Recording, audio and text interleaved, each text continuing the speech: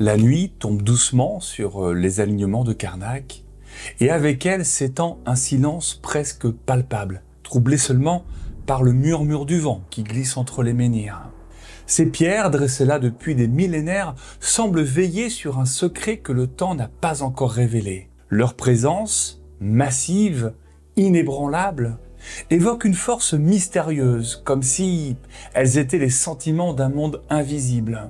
On raconte ici qu'elles ne sont pas simplement des vestiges de pierre, mais des témoins silencieux d'une époque où l'humain converse.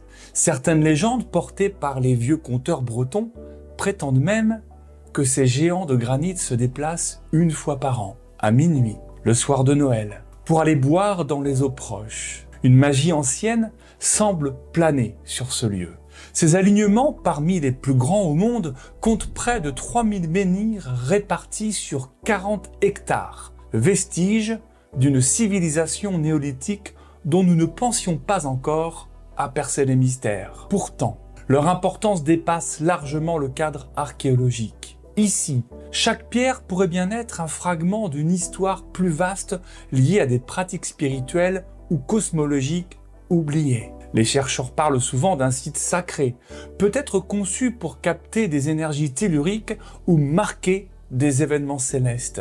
Alors ici, je vous invite à plonger avec moi dans les profondeurs de cette énigme. Ensemble, nous allons explorer les secrets ésotériques, symboliques et paranormaux des pierres de Karnak, un site qui continue d'intriguer les chercheurs et d'enflammer l'imaginaire des curieux. Parce qu'ici, sous la lumière froide de la lune, les pierres chuchotent encore à ceux qui savent écouter. Laissez-moi vous guider vers les origines de ces géants des pierres, car leur naissance est elle-même un mystère qui flirte avec le divin.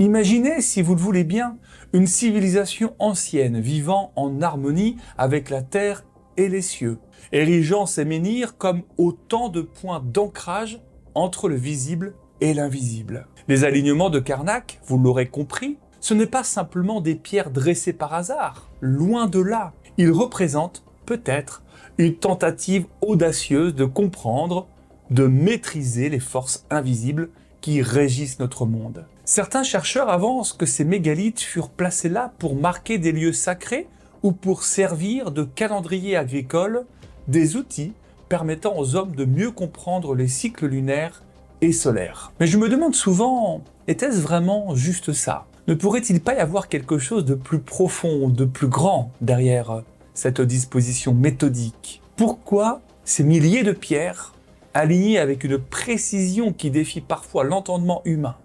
N'est-il pas envisageable qu'une main, autre que celle de l'homme, ait guidé ce travail titanesque? Il existe même des hypothèses osant suggérer que ces alignements pourraient être l'œuvre d'une intelligence extraterrestre, venue déposer ici, sur notre bonne vieille Terre, un message codé dans la pierre. Bien sûr, cela peut sembler extravagant, mais l'idée force quand même à réfléchir. Si on considère la taille et la masse de certains menhirs, comment des hommes du néolithique auraient-ils pu les transporter et les dresser avec une telle exactitude? La réponse échappe encore à la science. Ou peut-être refuse-t-elle simplement de se montrer. Et si nous prenions un moment pour écouter une des légendes les plus envoûtantes qui entourent ces pierres, celle de Saint Cornélie. Selon cette tradition, ce saint protecteur du bétail, poursuivi par une armée de soldats païens, se retrouva acculé au bord de la mer. Ne pouvant fuir davantage, il implora le ciel. Dans un geste divin, transforma ses poursuivants en pierre. Voilà pourquoi, dit-on, les alignements de Karnak représentent aujourd'hui ces soldats figés pour l'éternité. Mais cette légende ne s'arrête pas là. On raconte encore que ces pierres, bien qu'immobiles à nos yeux, ne sont pas tout à fait inertes. Une fois par an, à minuit, la nuit de Noël, elles se déplaceraient pour aller boire dans l'eau proche avant de regagner leur position. Quelle image saisissante, n'est-ce pas? Imaginez ces géants de granit reprendre vie brièvement comme pour rappeler aux hommes leur origine mystérieuse. Et c'est ici que le sacré rejoint l'imaginaire. Parce que Saint Cornélie n'est peut-être pas seulement un pape romain, mais aussi une figure écho d'un dieu celtique ancien lié aux animaux et à la fertilité. Cette connexion entre le christianisme et les croyances celtes ajoute une profondeur inattendue à l'histoire des pierres. Alors, ces menhirs ne seraient-ils pas aussi des reliques spirituelles, des ponts entre deux mondes?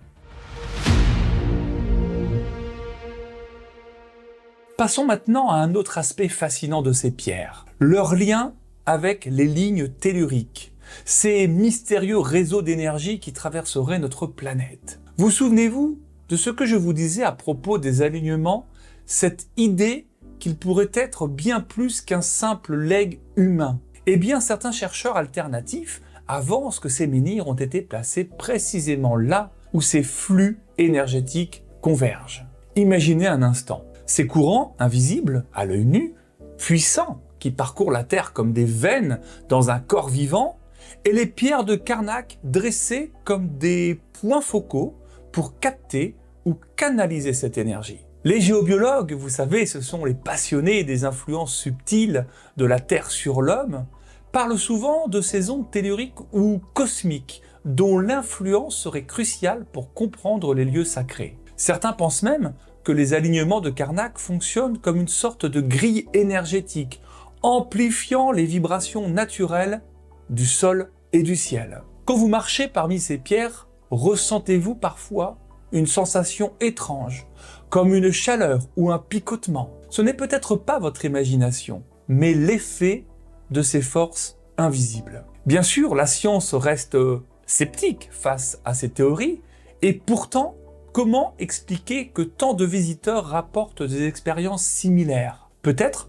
que ces pierres silencieuses mais vibrantes sont bien plus qu'un simple vestige archéologique. Peut-être sont-elles des portails vers une énergie universelle ou des gardiens d'un savoir oublié. Mais ces forces invisibles ne se limitent pas à des vibrations ou des énergies subtiles. Elles pourraient aussi se manifester de manière plus tangible, comme en témoignent les récits troublants rapportés par des visiteurs à travers les âges. Laissez-moi à présent vous parler d'un autre aspect troublant de ces pierres, les observations inexplicables qui ont été rapportées par des visiteurs à travers les âges. Si les lignes telluriques nous parlent d'énergie invisible, ces témoignages évoquent des phénomènes bien plus tangibles et pourtant tout aussi mystérieux. Imaginez-vous marchant parmi les menhirs, lorsque soudain, une lumière étrange semble danser autour des pierres comme si elles étaient habitées par une présence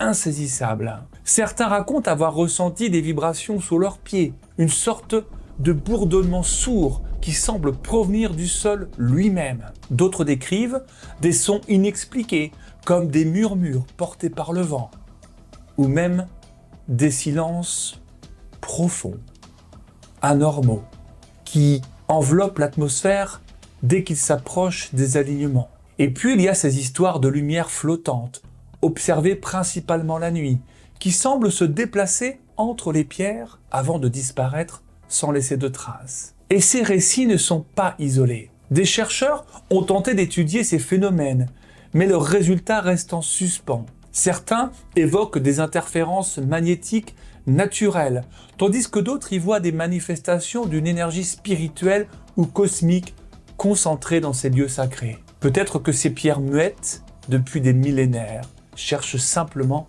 à nous rappeler qu'il existe des forces au-delà de notre compréhension. Ou peut-être nous invitent-elles à écouter ce que nous ne pouvons pas voir.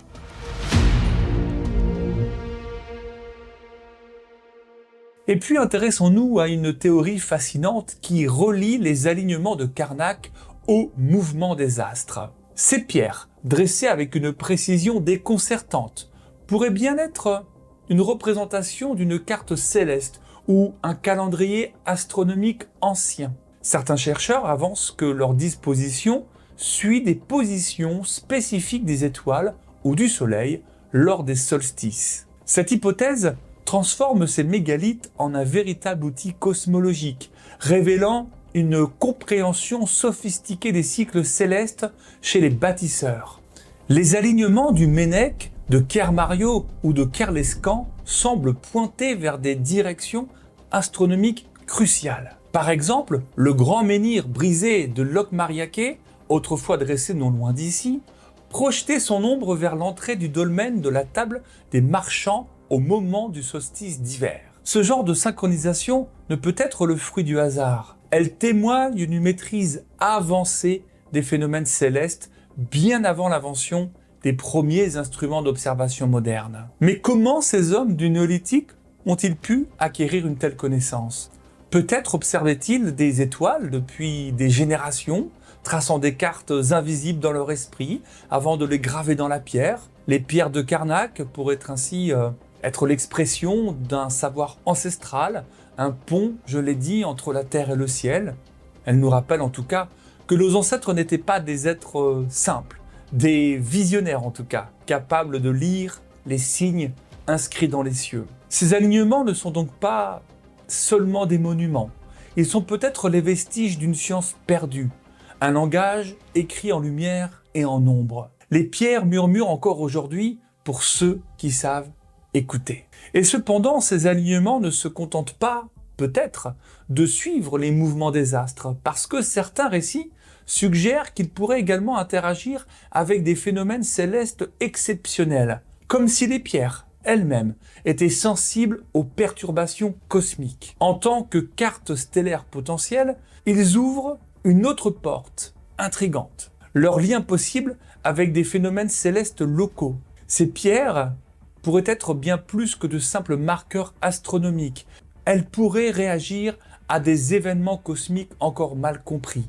Un parallèle saisissant peut être fait avec ce qui fut observé au Portugal en 1917, lors d'apparitions solaires extraordinaires connues sous le nom de miracle du soleil. Des milliers de témoins décrivent un astre tourbillonnant dans le ciel, projetant des couleurs éclatantes avant de retrouver un état normal. Pourrait-il exister une similitude à Karnak? Certains récits anciens évoquent des lueurs inhabituelles autour des menhirs, comme si ces pierres captaient ou reflétaient des énergies venues des cieux. Peut-être les alignements agissent-ils comme des amplificateurs naturels, résonnant face à des perturbations magnétiques ou solaires exceptionnelles. Les bâtisseurs, conscients de ces phénomènes, auraient ainsi choisi ces emplacements précis pour ces propriétés tout à fait uniques. Il est en tout cas fascinant de constater que ces pierres se dressent là, où la Terre semble dialoguer avec le cosmos. Si elles sont liées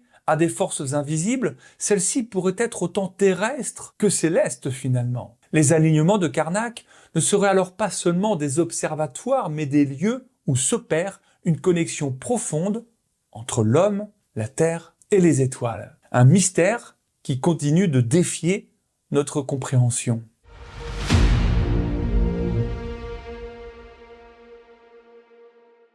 Ces pierres qui semblent connecter la Terre au cosmos exercent aussi une fascination profonde sur les esprits créatifs. Elles ont inspiré des artistes, des poètes et des penseurs modernes à la recherche d'un sens qui dépasse le rationnel. Char, Breton, Éluard et Perret, parmi d'autres, ont exprimé leur émerveillement face à la magie des objets anciens, ces mégalithes muets mais vibrant d'une présence intemporelle. Ces hommes de lettres n'ont pas simplement vu en Karnak un site archéologique, ils y ont perçu un miroir de l'inconscient humain, un lieu où se reflètent nos rêves, nos peurs et nos aspirations. Les alignements inspirent des œuvres qui transcendent les frontières du visible.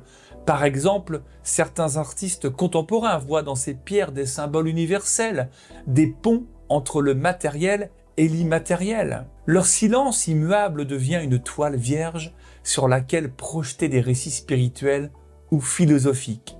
Et c'est comme si chaque menhir portait en lui une part d'humanité, un fragment de cette quête éternelle pour comprendre notre place dans l'univers. Ainsi, ces pierres ne sont pas seulement des vestiges du passé, elles agissent comme des catalyseurs pour l'imaginaire moderne. Elles rappellent que nous sommes à la fois spectateurs et créateurs de mystères, capables de puiser dans leur langage muet pour nourrir notre propre inspiration. Le silence des alignements de Karnak résonne bien au-delà de leur simple présence physique. Ces sentinelles de granit dressées depuis des millénaires, agissent comme un miroir puissant de l'inconscient collectif humain. Elles reflètent nos peurs les plus profondes, nos espoirs les plus fous, nos rêves inexprimés. Et leur immuabilité semble nous rappeler notre place dans l'univers, tout en suscitant des questions existentielles qui traversent les âges.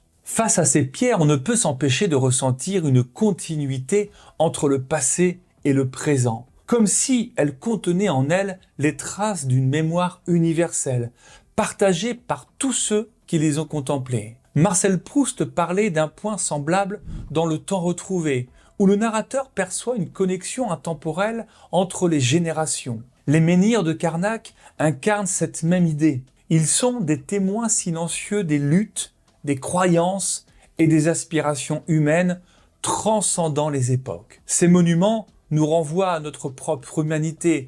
Ils nous interrogent sur ce que nous laissons derrière nous, sur ce que signifie vraiment bâtir quelque chose de durable. Peut-être est-ce là leur véritable magie, non pas de répondre à nos questions, mais de nous inciter à les poser. C'est dans cette continuité entre passé et présent que réside l'essence même des pierres de Carnac. Pour saisir pleinement leur pouvoir, il faut les approcher physiquement, marcher parmi elles et laisser leur silence nous parler. Le voyage au cœur de ces alignements de Carnac est une expérience qui transcende le simple acte de marcher. Parce que dès les premiers pas, on est saisi par une atmosphère indescriptible, un mélange de solitude, de grandeur et de mystère. Les alignements de Kermario, avec près de 1000 menhirs dressés en rang serré, offrent une immersion totale dans ce paysage immuable. Chaque pierre semble vibrer d'une présence silencieuse, comme si elle portait en elle l'écho des millénaires. Alors face à ces géants de granit, l'esprit humain se trouve déconcerté. Leur masse imposante contraste avec leur apparente simplicité, et ça crée un dialogue intérieur entre admiration et introspection. On se sent à la fois infiniment petit et étrangement connecté à quelque chose de plus vaste, comme si ces pierres nous rappelaient notre propre fragilité face au temps. Leurs ombres allongées sous la lumière du jour, ou leurs silhouettes découpées dans la pénombre du crépuscule, accentuent cette sensation d'être en présence d'un monde invisible. Ces lieux invitent à écouter ce que l'on ne voit pas, à ressentir ce que l'on ne peut pas toucher. Ils réveillent en nous des émotions profondes, des interrogations sur notre place dans l'univers. Et c'est précisément là que réside leur pouvoir. Ils ne donnent pas de réponse, mais suscitent en nous un besoin irrépressible de chercher. Lorsque la nuit enveloppe les alignements de Carnac, une magie singulière s'empare des lieux. Sous la lumière argentée de la lune, les ombres des menhirs s'étirent et dansent, comme animées par une vie propre.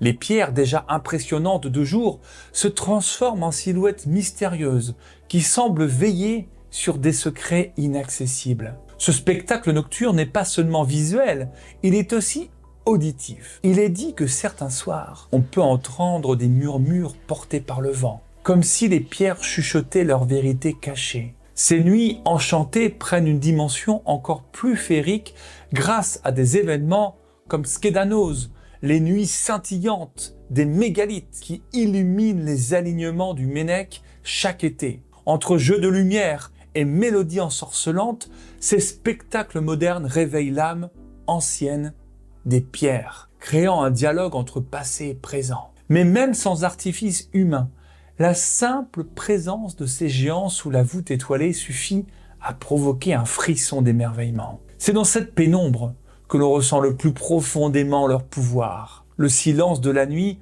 amplifie le mystère, rappelant que ces pierres ne sont pas simplement des vestiges, mais des gardiens d'une époque où l'homme et le cosmos dialoguaient librement. Des portails vers des mondes invisibles, des symboles d'une spiritualité ancienne aujourd'hui peut-être oubliée, et des témoins silencieux d'un savoir perdu. Et leur présence invite chacun de nous à les approcher non seulement comme observateurs, mais comme participants à leur mystère. Si vous souhaitez comprendre leur essence profonde, rendez-vous sur place, parcourez les alignements, écoutez le silence, ressentez leur énergie, parce que ces pierres n'attendent peut-être qu'une chose, que quelqu'un saisisse le message, leur avertissement peut-être, et ça pourrait bien être grâce à vous. Merci de votre présence. Si vous avez aimé ce reportage, je vous invite évidemment à liker, à vérifier que vous êtes bien abonné et que la petite cloche est activée pour recevoir